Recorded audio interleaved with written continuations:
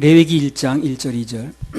여호와께서 회막에서 모세를 부르시고 그에게 일러 가라사대 이스라엘 자손에게 구하여 이르라 너희 중에 누구든지 여호와께 예물을 드리려거든 생축 중에서 소나 양으로 예물을 드릴지니라. 이는 한마디로 말하면 거룩의 책입니다. 거룩의 책. 그래서 그 거룩은 해두고만 안 해두고만이 아니고 거룩하신 하나님은 거룩한 자만 상대를 하세요. 그럼 어떻게 거룩이 됩니까? 내 인생에 내 목적, 내 수단, 내 수양 가진 거룩이 될 수가 없어요. 거룩은 죄가 하나도 없는 상태를 얘기를 하거든. 그래서 아무리 노력을 해도 종교 가지고는 거룩해질 수가 없습니다. 여기가 되면 저기가 뚫리니까. 그래서 우리는 거룩하신 그분의 생명을 받으면 되는 거거든요. 그래서 이제 예수님 생명을 받으면 거룩해지는 건데 죄가 하나도 없는 상태니까. 근데 또 그걸 물어보면 이상하게 또 받아들이더라고. 거룩해지셨습니까? 그러면 예수님의 생명을 받았냐고 물어보는 건데 조금 문제를 응용하니까 못 알아들어가지고 교만하네 저 사람 무슨 또 거룩하다고 그랬지. 아니 내가 거룩하다는 게 아니라 내 생명은 죽고 이 거룩한 생명을 받았냐는 얘기를 물어보는 거예요. 조금만 응용하면 못 알아들어. 답을 모르니까. 답을 정확히 아는 사람은 응용을 해도 돌려놔도 얼마나 답을 냅니다. 답이 확실치 않은 사람은 조금만 돌리면 못 알아듣더라고요.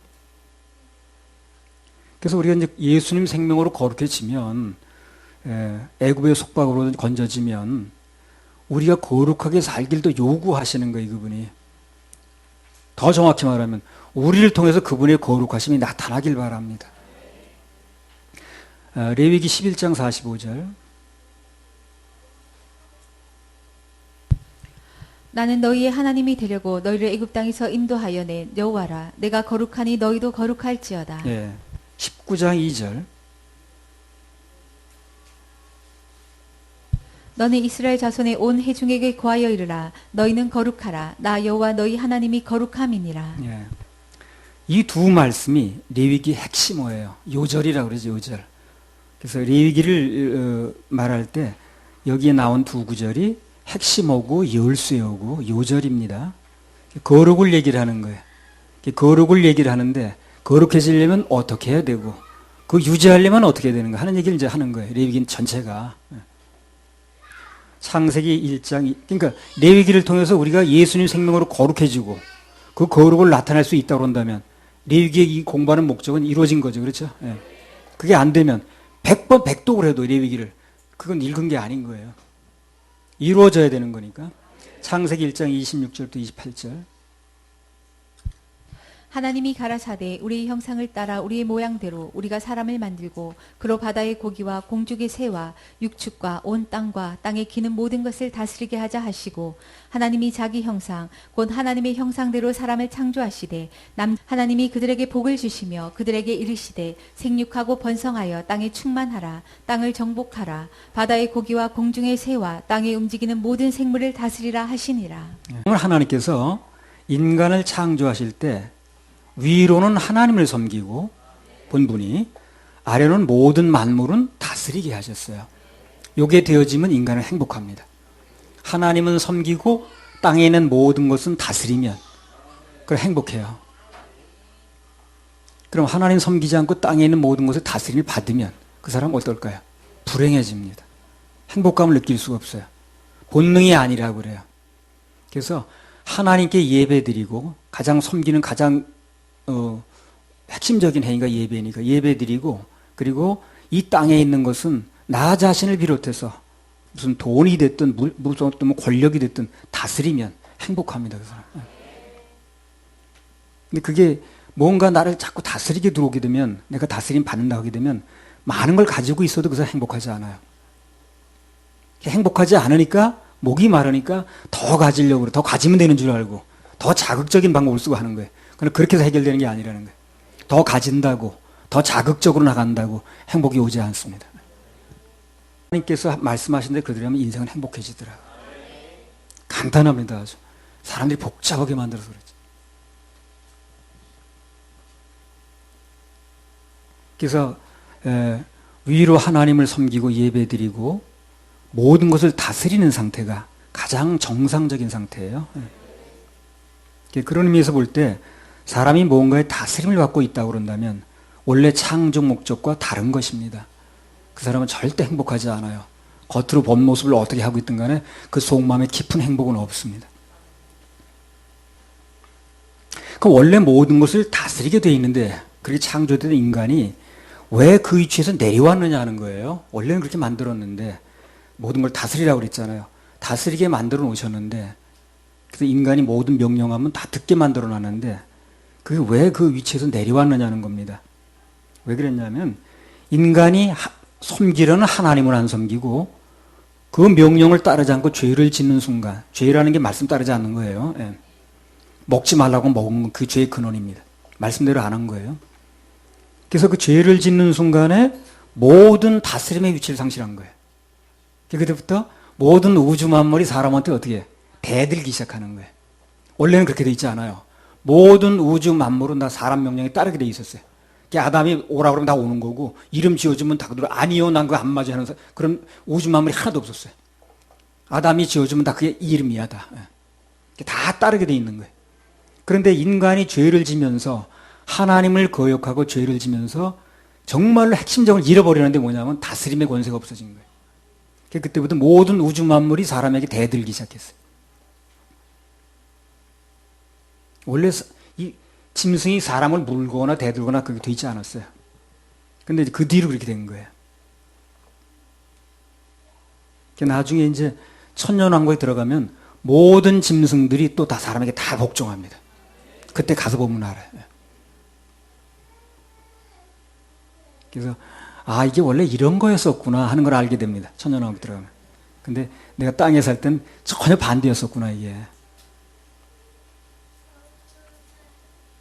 그 예수님이 풍랑 잠자라 그러면 어떻게 해? 말을 듣죠. 원래 그게 정상인 거예요. 근데 그 인간이 죄를 지면서부터 모든 우주 만물이 사람 말을 안 듣기 시작했습니다. 큰 거 잊어버린 거죠. 지금도 우리가 하나님 명령대로만 믿고 나가면 모든 우주 만물은 거기 맞추게 돼 있어요. 안 될 것 같은데. 그래서 예배도 예배를 드리겠다는 자로 결정을 하고 나가보세요. 그럼 모든 생활 패턴들이 직장의 분위기가 드릴 수 있는 분위기를 바꿔줍니다. 여러 번 우리 경험한 거니까.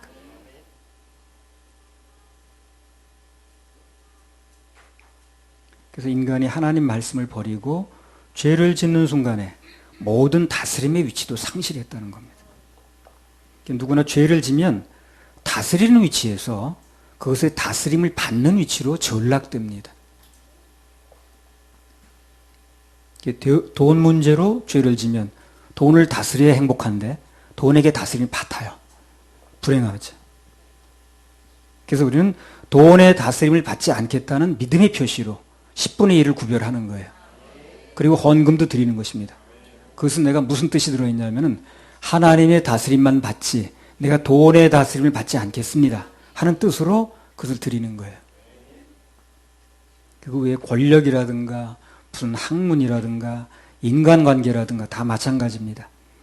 하나님 말씀을 위주로 하지 않고 그것을 떠나서 그것을 추구하게 되면 다 거기에 다스림을 받아요. 행복하지 않다고 그랬잖아요. 인간은 원래 다스리게끔 만들어졌기 때문에 처음부터 창조 원리상 그게 안 되면 그 인생은 행복하지 않은 거예요. 행복하지 않은 원리를 잘 모르다 보니까 더 가지면 되는 줄 알고 뭐 어떻게 어디다가 또 손을 벌리면 되는 줄 알고 다 그러는 거거든요. 지금 무슨 학위 더 따면 되는 줄 알고 뭘 더 익히면 되는 줄 알고 그게 행복이 아니라니까요. 그거 가져보세요. 행복한가? 다른 거 또 어떻게 그냥 더 없나 이렇게 되는 거죠. 그러다 세월 다 가는 거예요. 전혀 그거 가지고 채워지지 않게 돼 있어요. 이 세계를 다 갖다 놔도 인간은 채워지지 않습니다. 인간의 마음이 곧 넓기 때문에. 그래서 우리 인간보다 더 넓고 크신 주님이 들어와야 채워지는 거예요, 이게. 사람은 간단하게 채워지는 게 아니에요. 그래서 사람들은 그걸 답을 모르다 보니까 세상에는 어떤 걸 가지고 채우려고 하는 거예요. 그러니까 무슨 학위를 더 따야 돼, 무슨 어디 가서 유학 가서 공부를 더 해야 돼, 이런 식으로 채우려고 하는 거예요. 전혀 만족되지 않습니다. 그 사람 행복하냐, 진정 행복하냐 물어보면, 아유, 행복이냐, 더 해야지요. 그 마음에서 깊은 행복이 오지 않는 거예요. 그렇게 해서 행복을 느끼게 만들질 않았어요, 하나님께서.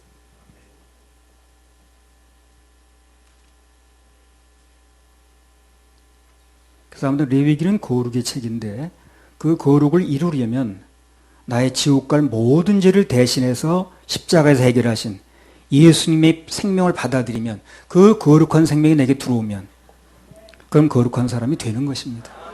그걸 거듭난다 그래. born again 그러잖아요. born again. 옛날에 내가 강석교에 이제 김석규 목사님 계실 때, 그게 이제 출석하는데, 그 러시아에서 선교한다는 선교사가 한 사람 왔어요. 그래서 이제 자기 러시아에서 선교한 얘기를 간증을 하는 거야. 근데 자기가 그 선교하다가 이 성경을 통해서 거듭났다는 거예요. born again 했다고 그러더라고요. 통역하는 사람이 그 말을 무슨 말인지 이해를 못하는 거야. 이 양반이 한참 선교하다가 다시 태어났다고 그러네요. 이게 무슨 소리인지 모르겠네. 이렇게 얘기를 하더라고. 나는 무슨 얘기인지 알겠는데, 나는 다른 걸 못 알아도 그건 알아듣겠더라고. 근데 통역한다는 사람이 그 얘기를 이해를 못해가지고, 이 사람 한참 선교사로 일하다가 무슨 다시 태어났다고 그러네. 이게 무슨 말인지 모르겠네. 그렇게 얘기를 하더라니까, 옆에서. 통역도 그런 사람이니까 답답하더라.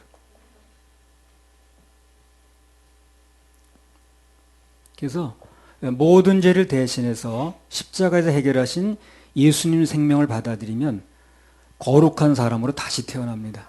옛날에 이씨로 태어났던, 김씨로 태어났던, 박씨로 태어났던 관계없이 예수님 피로 다시 태어나는 거예요. 그래서 그때부터는 서로 간에 뭐가 됩니까? 형제자매가 되는 거예요. 거듭 태어난 사람은 형제자매라고 부를 수 있는 겁니다. 그래서 거듭나지 않은 사람은 편의상 부를 수는 있어도 실제로는 그렇게 부르면 안 되는 거예요. 아니 뭐 나하고 같은 피를 받지도 않는데 무슨 형제야. 그건 이제 그렇게 부를 수 있다 손 치더라도 실제는 그렇지 않습니다. 레위기가 기록될 당시는 예수님이 오시기 전이기 때문에 소나 양 같은 그런 짐승의 피를 통해서 죄사함을 받고 거룩해졌습니다. 일시적인 거죠. 레위기에는 그 거룩을 위해서 그 거룩의 방법을, 거룩해지라고 그랬으니까 거룩해지는 방법으로 제시한 게 뭐 이제 제사법이 나오는 거예요. 그래서 법만 주어진 게 아니라 그 법과 더불어 제사법이 주어진 거예요. 레위기에는 많은 제사법들이 나옵니다. 여러 가지.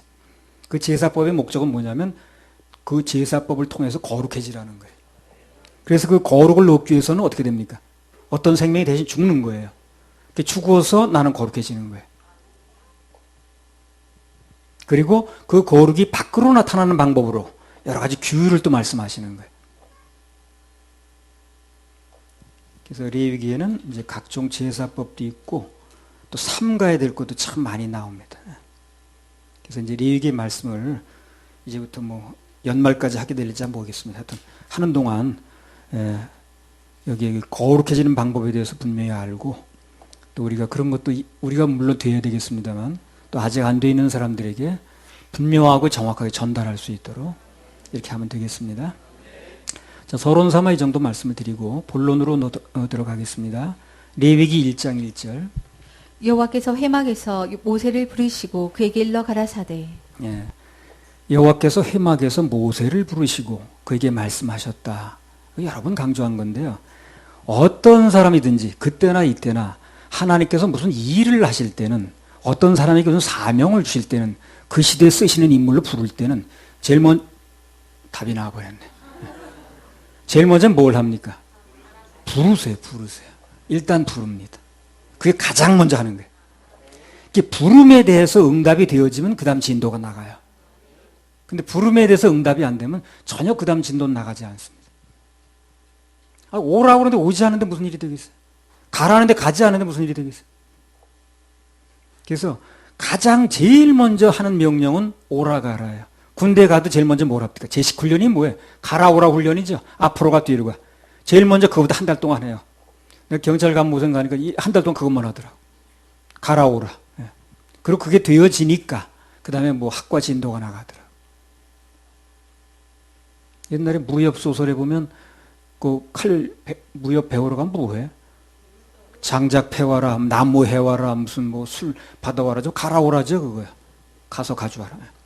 그게 되어지면 그 다음에 뭐 칼싸움을 가리키든가 뭐 무술을 가리키든가 하잖아요. 가라 오라가 안 되면 안 되는 거예요. 그래서 다윗도 신부는 가라 그래서 갔을 때 뭐가 된 거고 사울도 마찬가지였고 어제 봤던 그 엘리야도 그리시네가로 일단 가라 그러니까 된 거고 아브라함도 무슨 그 모리아산까지 일단 가라 그러니까 된 거고 가라오라가 안 되면 아무것도 안 되거든. 그다음에 일이 진도가 되지 않습니다. 근데 이게 하나님이 뭐 흰 수염 달고 나타나셔가지고 집행 짓고 나타나죠. 와라 그러면 대장 다 듣겠죠. 그렇지 않는다는 거예요. 누군가 사람을 통해서 부르는 거예요. 그걸 받아들일 수 있는, 들을 수 있는 귀가 열려야 되고 눈이 열려야 되는 거예요. 내가 수지 그때 얘기했잖아요. 충주에서 목회할 때 어느 날 그 수지에 있는 그 후배한테서 전화가 온 거예요. 후배 목사한테서. 그 사람 이제 고향이 이제 그 전라도 사투리를 심하게 써요. 그랬지, 뭐 그랬지라고 그러던가 뭐 하여튼 희한한 억양이 있어요. 뭐 얘기하냐면 목요일 날 자기네 집회를 부흥회를 하나 열게 되네. 월화술 어디 옆에 교회 갔더니 마음에 들었대 그 강사가. 목금토를 해달라고 불렀다는 거예요. 근데 자기네 교회가 개척한 지 얼마 안 돼가지고 우유배달하는 애가 하나 있는데 그 애가 나오면 교인이 한 명 있고 그게 바쁘다고 안 나오면 교인이 없는 교회야. 강사가 오라는데 그래도 몇 사람 와서 들을 사람이 있어야지. 그 자기 부부만 앉았으면 사모님 뭐 물 들어나가 그러면 어떻게 하냐는 거야. 그래서 와서 자리를 좀 채워달라는 게 나한테. 근데 속으로 아니 자리 채우는 그 동네에서 구해야지. 그래 충주 사는 사람인데 거기 고속도로도 없을 텐데 날 불러라는 생각이 들었지만 그래도 오죽하면 날 불렀겠느냐 하는 생각이 들어서 간다고. 그리고 나는 솔직히 말해서 그날 뭐 기도 순서를 넣었다라든가 뭐 그랬으면 안 갔을 겁니다. 부담스러워서. 그냥 자리만 채워주면 된다 그러니까 내가 간 거예요. 부담 없으니까. 우리는 뭐 기도 순서는 그런 거 너무 싫은 거예요. 어색하고. 자리만 채워주면 된다니까 그거 뭐 별 부담이 없잖아요. 그래서 내가 이제 그날 그 청소년 뭐 이렇게 성경 공부가 있었는데 청년들 그다 이제 금요일로 미루고 갔어요. 예. 근데 그 길이 내가 여기까지 오게 된 길인 거예요. 그때 간 길이. 누군가 그게 하나님이 나타나 불렀으면 뭐 가기 좋죠. 근데 후배를 통해서 불렀을 때 내가 그것을 하나님의 음성으로 듣고 간 것이 그 뒤로 이렇게까지 되리란 난 몰랐지만 이제 이렇게 주님께서 길을 여셔서 여기까지 오게 되는 거예요. 누구나 마찬가지로 뭐가 되려면 부를 때가 있다는 거예요. 하나님께서. 그걸 소명이라고 그래요. 그 부르심의 응답. 군대는 뭐예요? 그것도 입대 명령을 내리잖아요. 그 입대 명령에 의해서 들어간 사람만, 소집에 응한 사람만 군인이 되는 거예요. 그렇죠? 군인의 사명을 감당하는 거예요. 안 되면 기피자가 되는 거죠. 기피자는 아무것도 못 써먹는 거예요. 지금 기피자란 말 잘 그렇게 쓰지 않는데 우리 어렸을 때만 해도 전쟁 후 끝이기 때문에 기피자는 사회 완전히 아주 낙오자로 취급했어요. 저 사람 기피자예요. 그러면 아예 그 사람 인생 망가지는 거예요. 저 집 아들은 기피자래. 그러면 그 사람은 뭐 혼인끼리 뭐고 다 막혔습니다. 군대에서 부르면 가야 되는 거예요. 오늘날도 주님께서 부르시면 그 열조차고 가면 길이 있어요. 그걸 기피하면 뭐 그 다 막히는 거죠.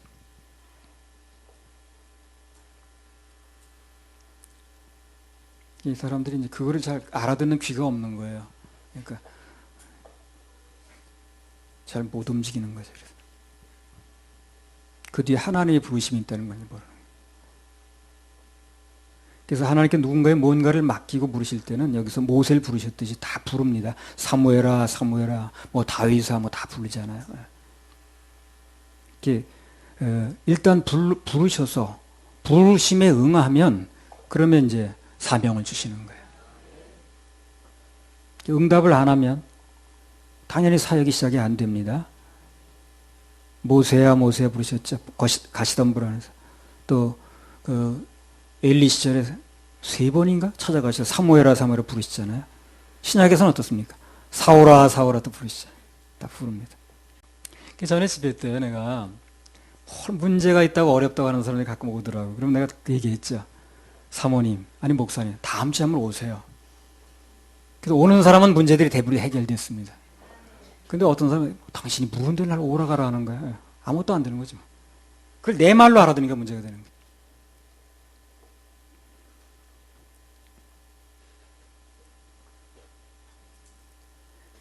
그러니까 누군가 뭔가 하나님의 일을 그 사람을 통해서 하신다는 것은 이미 그분께서 그를 부르셨다는 증표가 되는 거예요. 불러야 시작된다고 그랬잖아요.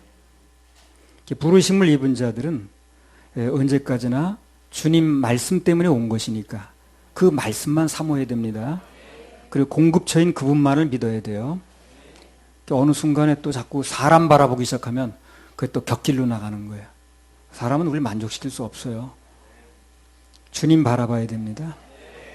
주님 나를 부르실 때 아멘 할 수 있나 그런 찬양이 있죠. 그거 한번 해봅시다. 주님 나를 부르실 때.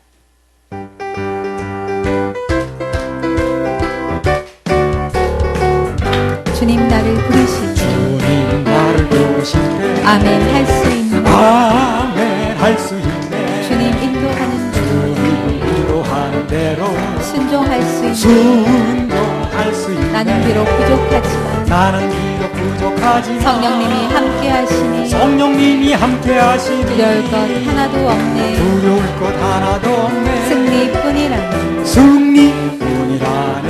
주여 나를 보내소서. 주여 나를 보내소서. 준비된 날 준비된 날 주님 인도하는 대로 주님 인도하는 대로 뛰어가렵니다. 뛰어가렵니다. 나는 비록 연약하지만 나는 비록 연약하지만 성령님이 함께 하시니 성령님이 함께 하시니 두려울 것 하나도 없네. 두려울 것 하나도 없네. 찬송 부르겠네. 찬송 부르겠네. 주가 부르시는 소리 주가 부르시는 소리 듣지 못했는데 듣지 못했는가. 잃은 양을 찾으라. 잃은 양을 찾으라. 간절한 그 말씀 간절한 그 말씀. 우린 비록 부족하지만 우린 비록 부족하지만 성령님이 함께 하시니 성령님이 함께 하시니 사명 감당할 수 있다네. 사명 감당할 수 있다네. 천성 가기까지 천성 가기까지 주가 부르시는 소리 주가 부르시는 소리 듣지 못했는가. 듣지 못했는가. 생수은에 나오라니 생수문에 나오라. 간절한 그 말씀 간절한 그 말씀. 우리 모여 예배드리니 우리 모여 예배드릴 예수님이 임재하시니 예수님이 임재하시니 모든 것이 회복된다네. 모든 것이 회복된다네. 영광 돌리겠네. 영광 돌리겠네. 아멘.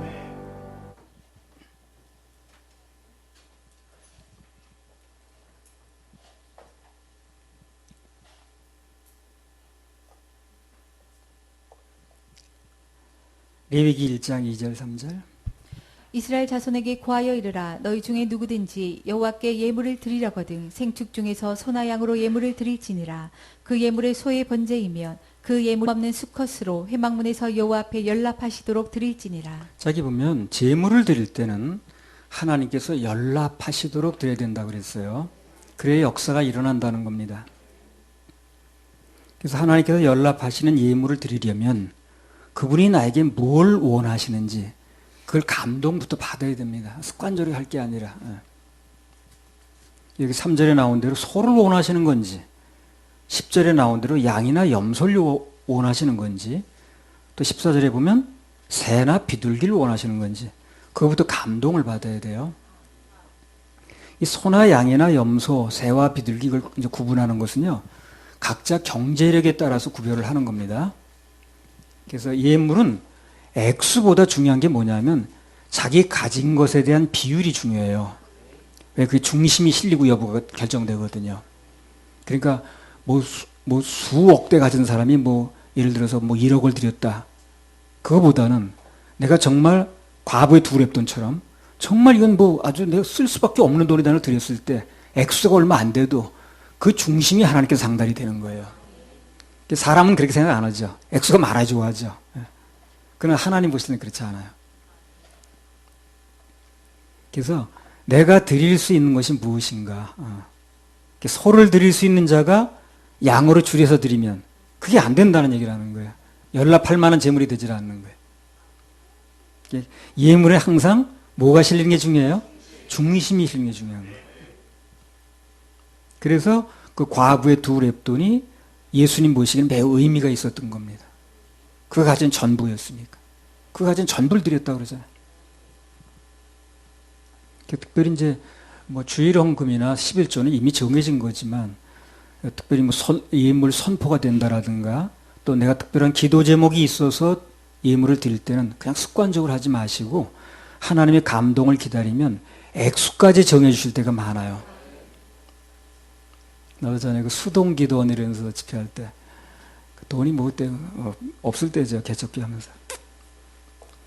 근데 1,000만 원 심으라는 감동이 딱 오는 거예요. 예. 그때까지 뭐 몇십만 원 이런 정도 단위로 심었는데 한동안 또 100만 원 단위로 올리시더니 이제 1,000만 원 심으라는 감동이 왔어요. 근데 1,000만 원이 뭐 없잖아요. 근데 어떻게 1,000만 원을 만들라는 방법까지 말씀하시는 거예요. 예. 근데 그 방법이 내가 받아들이기 어려운 방법이라. 예. 그 방법대로 내가 할 수가 없는 방법을 이제 말씀하시는 거예요. 그래서 그게 무슨 방법이었나는 지금도 얘기를 안 합니다. 언젠가 얘기할 수 있을는지 모르겠습니다. 그래서 이제 그걸 그냥 하면 되는 건데 또 내가 마음이 약하잖아요. 그래가지고 우리 윤사모 옆에 앉았길래 당신 뭐 감동 온 거 있으니까 5만 원 감동 왔대. 그래서 난 1,000만 원 심으러 감동 왔는데 그러니까 순간적으로 약간 침묵이 흐르더라고. 저 사람 뻔히 아니까 우리 형편을. 예. 이 사람이 뭐 1,000만 원 가지고 있을 사람이 아니니까. 그랬더니 한 5분 정도 지나가지고 이제 물 손가락으로 가도 옆을 쿡 찌르더라고. 나가서 이제 작정을 하라는 거야 나보러. 근데 이 손가락을 이렇게 딱 손가락이잖아요. 딱 대는데 무슨 무슨 전기로 그냥 전기봉을 대는 것 같아요. 어우, 그런데 팍 스프링처럼 튀어나갔어요. 짜증을 확 내면서 사람을 이렇게 찔르냐고. 찔른 게 아니고 손가락으로 됐다는데 그래. 그랬더니 바로 그걸 심게 하시고요. 그 뒤로 나에게 굉장을 하나 열어주셨어요. 집회를 나가게 하시더라고. 뭐 전폭기 집회인가 뭔가 해가지고. 나갈 생각도 없었는데. 심으라고 하시는 건 다 심을 수 있게 또 해주시더라고요. 그리고 그 뒤에 또 몇 번 이렇게 작정을 하게 하셨는데 다 1,000만 원 단위로 올라간 거 이제. 예. 근데 그게 내가 쥐고 있는 돈이 아니잖아요. 근데 갑자기 이제 집회를 이제 나가게 이렇게 됐는데 이상하게 집회 3번인가 하니까 그 돈이 다 생기는 거예요. 예. 그 단양에서 집회할 때는 그 부부싸움 많이 하는 목사님인데 그건 나 이름 생각 안 나네. 예. 제천에 집회할 때는 그분 한 번 또 오셨던데. 딱 한 타임, 1시간 가서 설교했는데 300만 원인 걸 주는 거야. 그렇게 하니까 몇천만 원이 한꺼번에 생기더라고. 그러니까 드렸어요. 난 상상도 못했어, 그렇게 드린다는 게. 내가 집회 한 번 하면 그렇게 돈을 준다는 생각도 못 했는데, 그렇게 돈들을 주더라고, 나한테. 그러니까, 감동이 중요한 거예요, 감동이. 예, 감동이. 이 감동대로 순종하면, 그분께서 받으실 만한 예물이 이제 되는 것입니다. 나도 깜짝 놀랐어. 무슨 한 타임 가서 이렇게 했는데 글쎄. 그리고 돈을 주니까, 놀라겠더라고. 이 사람 뭐 잘못 쓰여서 넣은 건가 생각해. 레위기 1장 9절. 그 내장과 정갱이를 물로 씻을 것이요 제사장은 그 전부를 단위에 불살라 번제를 삼을지니 이는 화제라 여호와께 향기로운 냄새니라. 또 13절. 그 내장과 정갱이를 물로 씻을 것이요 제사장은 그 전부를 가져다가 단위에 불살라 번제를 삼을지니 이는 화제라 여호와께 향기로운 냄새니라. 1장 17절. 또 그 날개 자리에서 그 몸을 찢되 아두 찢지 말고 제사장이 그것을 단 윗 불 위에 나무 위에 살라 번제를 삼을지니 이는 화제라 여호와께 향기로운 냄새니라. 방금 읽은 말씀에 이제 보면 일단 하나님께 드려진 제물은 전부 불사를 하고 그랬어요. 예. 하나님께는 그것을 사른 향기가 올라가는 것입니다. 거기 난 불씨 있죠. 불씨를 갖다 향단에서 불을 지피면 그 향기가 올라가는 거예요. 그러니까 그 불씨가 어디서 나왔냐면 제물을 사를 때 나온 불씨거든요. 그러니까 결국 제물의 향기가 올라간다고 보면 되는 거예요. 예물은 뭡니까? 하나님께 드리는 강력한 향이 되는 거예요. 강력한 기도가 되기도 합니다. 계시록 8장 3절 4절. 예물이 일을 한다는 게 맞는 거예요. 그래서 계시록 8장 3절 4절. 또 다른 천사가 와서 제단 곁에 서서 금 향로를 가지고 많은 향을 받았으니 이는 모든 성도의 기도들과 합하여 보좌 앞 금단에 드리고자 함이라. 향연이 성도의 기도와 함께 천사의 손으로부터 하나님 앞으로 올라가는지라. 자, 여기 보면 성도가 기도를 하는데 그 기도와 함께 뭐가 올라갑니까? 향연이 올라간다고 그랬어요. 오늘 레위기에 보니까 그 향기가 뭐냐면 희생제물을 사를 때 나오는 향기거든요. 그냥 간단히 말하면 요약하면 그런 거예요. 우리가 드리는 예물은 무슨 역할을 하는가? 내 기도를 하늘로 올리는 강력한 추진체 역할을 하는 거예요.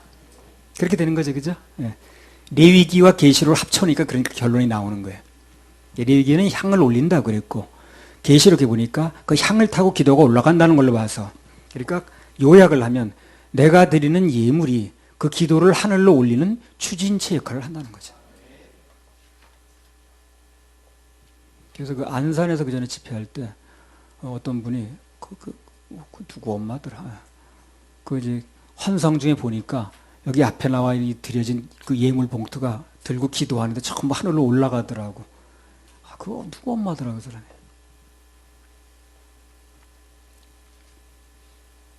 예배 참석에도 예물이 드려지지 않으면 내 향기는 올라가지 않는다고 봐야 되겠죠. 이 구절에 의하면 점점 말라가는 거예요.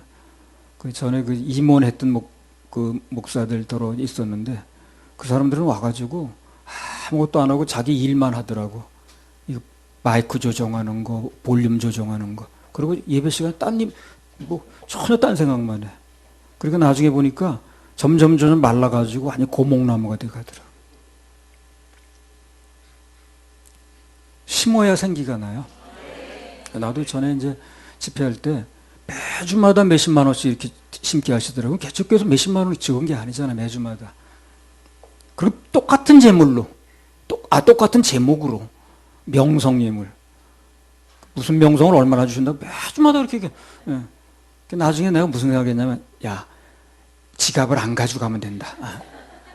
그거 가지고 뭘 안 드릴 수가 없잖아요. 그래서 지갑을 안 가져가면 없으니까 안 드리면 되잖아. 작정케 하시는 거야. 그래가지고 또 작정만, 그때 강산이 단골면이면, 그저 작정만 하고 있지. 나도 작정만 하고 있다. 그거만 맨날 하는 거야, 집회 때마다. 그 소리가 막 찔려가지고 가만히 있을 수가 있어야지. 그분 늘 집회 때마다 그 얘기하는 거야. 그저 작정만 하고 있지. 그런 노래 있죠. 작정만 하고 있지. 예. 그래서 나도 작정만 하고 있다. 이런 거 하든 난 자세가 잘 안 나와요. 그걸 매년 시간마다 하는 거야. 예. 그리고 그거 듣고 앉았는데 내가 마음이 편해 말이지. 결국 다 드리게 하더라. 그래서 그러니까 지갑을 안 가져가서 안 한다 그러니까 나도 똑같더라고. 심령이 메말라가지고 오늘따라 길어 이렇게 그런 생각이 나고 있더라고. 심으니까 내 마음이 회복되더라고. 생손에는요 강사도 심고 여기 담당도 다 심습니다. 누구는 심고 나는 강사니까 이런 거 없어요. 심어도 내가 더 심습니다. 나도 살아야 되니까.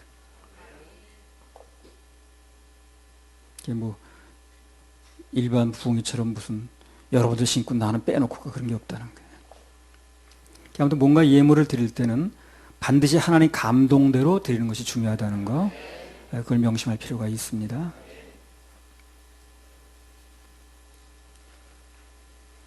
레위기 1장 3절 4절. 그 예물이 소의 번제이면 흠없는 수컷으로 회막문에서 여호와 앞에 연락하시도록 드릴지니라. 그가 번제물의 머리에 안수할지니 그리하면 연락되어 그를 위하여 속죄가 될 것이라. 지금 번제를 드릴 때 예를 들어서 소를 드린다고 한다면 죄를 지은 자가 그 소를 끌고 오는 거예요. 그래서 소의 머리에 안수를 한다는 거예요. 그 소의 머리에 안수한다는 건 무슨 의미가 있냐면 죄가 전가가 되는 거예요. 그게 안수는 고난의 위임도 있지만 전가의 의미도 있습니다. 그래서 무슨 목사 안수 준다면 그 고난을 위임하는 거예요. 그런 뜻이 있고, 이 다음에 여기 그 죄를 지은 사람이 소의 머리에 안수한다는 건 내가 지은 죄가 그 소에게로 넘어간다는 전가의 의미가 있습니다. 그래서 안수를 받은 제물은 어떻게 되는 거예요? 안수야 어떻게 되는 거야? 안수를 받은 제물은 어떻게 되는 거냐? 죄를 전가를 받는 거죠. 그 죄가 그 제물에게로 넘어가는 겁니다. 그럼 내 죄가 그 제물에게로 넘어가서 그 제물의 생명이 끊어지면 그 죄에 관한 한 내 죄는 해결이 된 거죠. 해결이 된 거예요. 단 그때의 제물들은 일회성이라는 거. 상징적이라는 거. 그에 오신 완전한 제물인 예수 그리스도가 희생되신 것은 완벽한 제물이라는 거. 어쨌든 간에 내 죄를 대신해서 어떤 생명이 희생됐으면 그 죄 문제는 완전히 일단락된 겁니다. 그런데 예수님이 해결하신 건 모든 죄라고 그랬어요. 그러니까 무슨 큰 죄니 작은 죄니 뭐 자살죄니 그걸 따지면 안 되는 거예요. 그것은 무언가 죄의 여지를 또 남겨놓는 거예요. 예수님 보혈을 가지고 해결된 게 완벽하지 않다는 얘기라는 거예요. 예수만을 믿는 게 아니라는 거예요. 그래서 안 되는 거예요. 그래서 그걸 분명히 해줘야 되는 거예요. 근데 그걸 분명히 잘 안 해주더라고. 분명히 할 수가 없는 거예요. 자기가 없으니까 해줄 수 없는 거예요. 그래서 그 죄가 항상 남아있는 거예요. 그러니까 그게 거룩한 상태가 아니기 때문에 천국 못 가는 거예요. 딱 얘기 지난번에 얘기했잖아요. 딱 구원 못 받을 만큼만 얘기한다고. 딱 구원 못 받을 만큼만 얘기를 하는 거예요. 천국 문턱에서 못 가게. 그 마태복음에 나온 대로 자기도 안 들어가고 남도 못 들어가게 막는 거지. 그것처럼 큰 악이 없어요. 그것처럼 나쁜 게 세상에 없는 거예요. 사람들은요, 목사를 판단할 땐 좋으냐 나쁘냐를 판단합니다. 그 목사는 좋은 목사님이야. 그 좋은 목사는 왜? 우리 목사는 얼마나 좋은 분인데 좋으냐 나쁘냐를 물어보는 게 아니야 지금요. 그 사람이 하는 말이 진실이냐 아니냐, 거짓이냐 진실이냐를 물어보는 거예요. 그렇게 바꿔 말하면 안 되는 거예요. 거짓 목사냐, 그 사람 말하는 게 거짓이냐 진실이냐 이런 물어보는 거지. 좋으냐 나쁘냐를 물어보는 게 아니라니까요. 우리 목사 얼마나 좋은 분, 누구 나쁘다고 그랬어요? 근데 그 사람 말하는 게 진리가 아니면 그 사람은 말은 거짓을 말하는 거예요. 들으면 안 되는 거죠. 근데 참 사람들 그렇게 판단하더라고. 그분은 자기 먹을 거 안 먹고 갖다 뭐 주는 분이고 무슨 뭐 저금 뭐 평생 동안 자기 이름으로 저금 통장 하나 안 가주는 사람. 그걸 얘기를 하는 게 아니라니까요. 그런 걸 얘기를 하는 게 좋으냐 나쁘냐 얘기를 하는 게 아닌 거예요. 그 사람이 하는 말이 예수만으로 된다고 말하는 진리냐 아니면 자기가 뭘 해야 된다고 말하는 비진리냐 유사품이냐 이걸 얘기를 하는 거예요. 구별의 기준을 잘 잡아야지.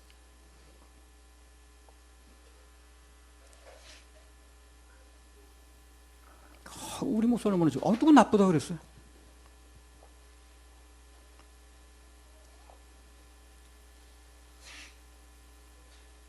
어떻게 보면 비진리를 말하는 사람 중에서 좋은 목사가 참 많아. 그게 속는 거예요, 사람들이. 너무 좋은 거예요, 그 사람이.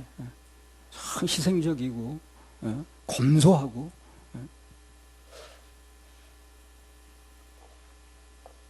남 위해서 살려고 그러고. 너무 좋은 거죠. 거기 속는 거예요, 사람들이. 그 사람이 입에서 나온 말이 진리냐 아니냐 이걸 구별을 안 하는 거예요. 거기다 속아 넘어가지고. 그러면서 하는 얘기는 무슨 죄는 무슨 생명의 과를 앉아 이런 얘기하고 앉았는 거예요. 좋다는 사람이. 그러니까 그게 비진리인데 불구하고 좋다는 거에 넘어가 사람이 구별을 못 하는 거예요. 그 좋은 분이. 좋은 분 맞아요. 좋은 분 많은데 그 말이 거짓이면 비진리라는 거예요. 좋은 분 믿어서 되는 게 아니라 그 사람 말이 진리래야 됩니다.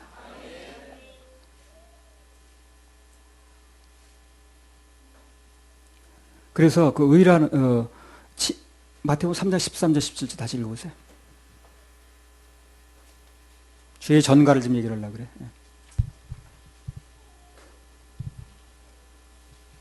이때 예수께서 갈릴리로서 요단강에 이르러 요한에게 세례를 받으라 하신대 요한이 말려 가로되 내가 당신에게 침례를 받아야 할 터인데 당신이 내게로 오시나이까. 예수께서 대답하여 가라사대 이제 허락하라. 우리가 이와 같이 하여 모든 일을 이루는 것이 합당하니라 하신대 이에 요한이 허락하는지라.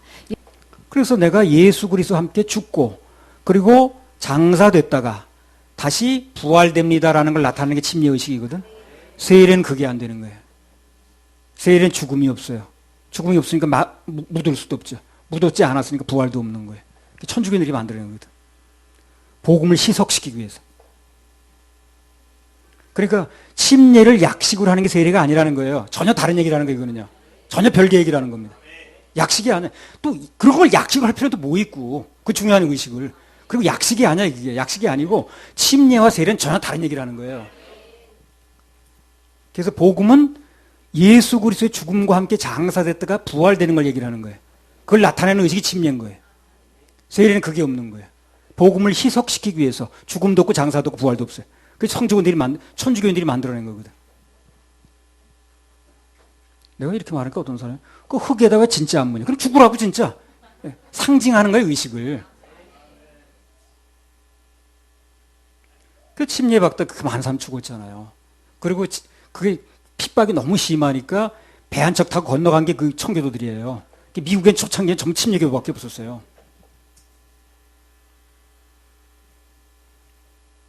침례를 밥티스트라고 그러는데, 이제 밥티즘이라고 그러는데, 그게 물속에 잠긴다는 거거든요.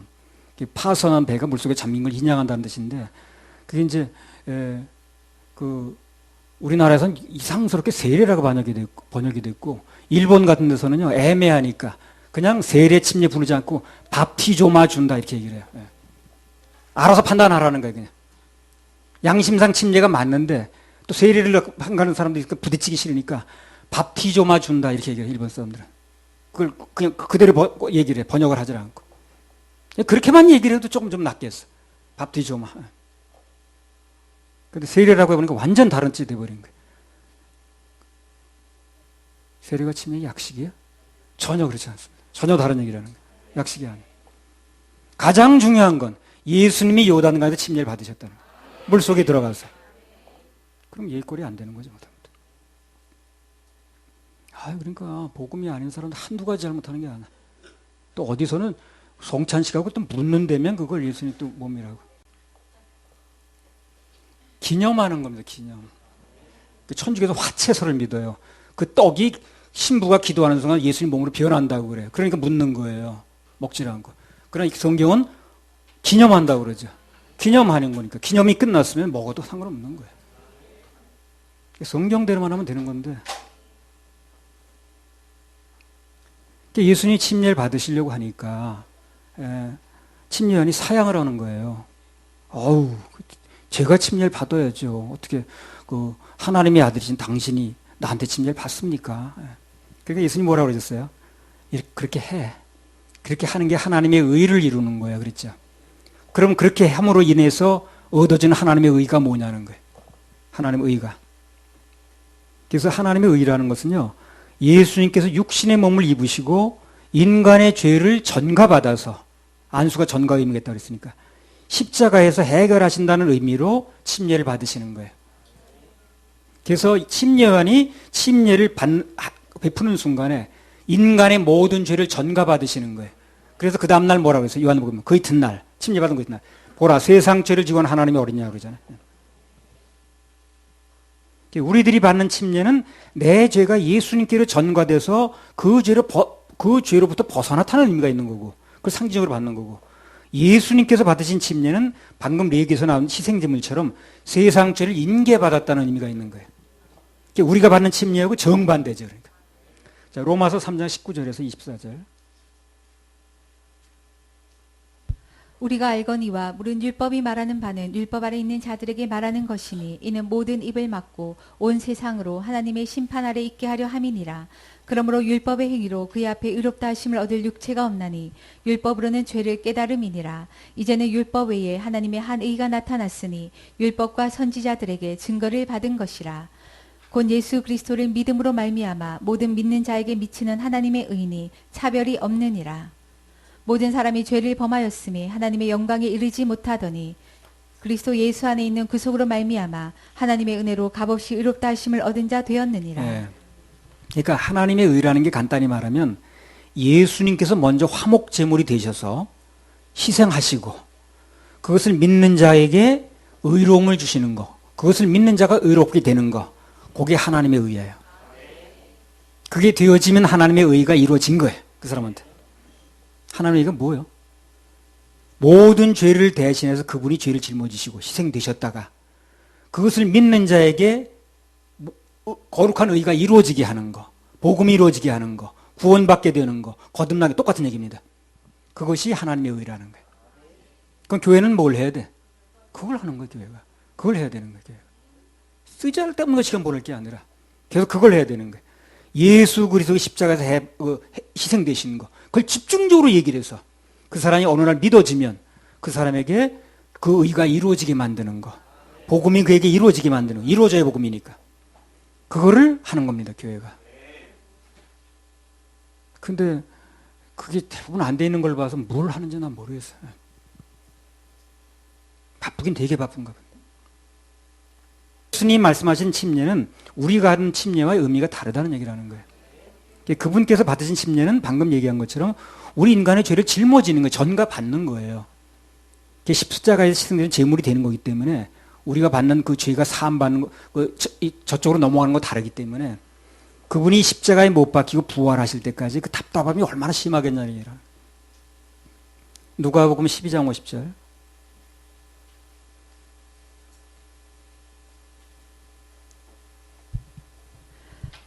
나는 받을 침례가 있으니 그 이루기까지 나의 답답함이 어떠하겠느냐. 바로 그 말씀입니다. 그분이 받는 침례가 따로 있다는 거예요.